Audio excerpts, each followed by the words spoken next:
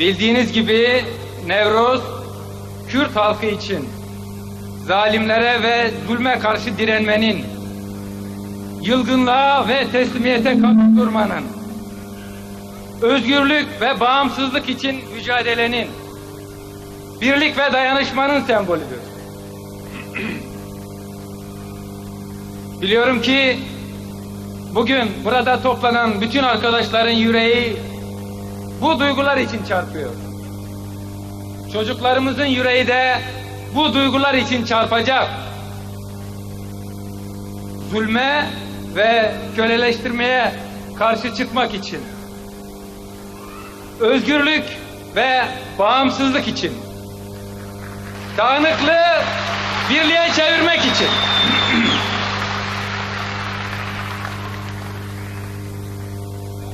Bugüne kadar bu amaçlar uğruna çok kurban verildi. Daha da verilecek. Çünkü kurbansız zafer mümkün değildir. Kan ve gözyaşını göze almak zorundayız.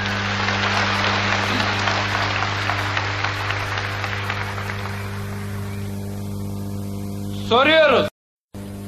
Acı, baskı, yoksulluk, kan ve gözyaşı Kürt halkının kaderi değildir.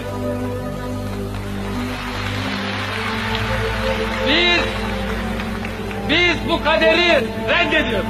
Bu kaderi tanımıyoruz. Biz dört bir yandan işgal edilmiş bir sömürge ülkenin çocukları değil, bağımsız, birleşik, özgür bir Kürt ülkesinin, Kürdistan'ın çocukları olmak istiyor.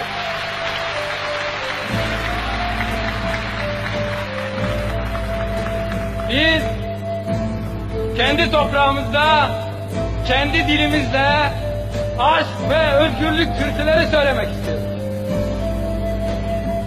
Biz kendi dünyamızı, kendi toprağımızı kendi ellerimizle yoğurmak ve ona yeniden biçim vermek istiyoruz. Köle olarak yaşamaktansa bir özgürlük savaşçısı olarak ölmek daha iyidir. Yaşasın bağımsız, birleşik, demokratik Kürdistan.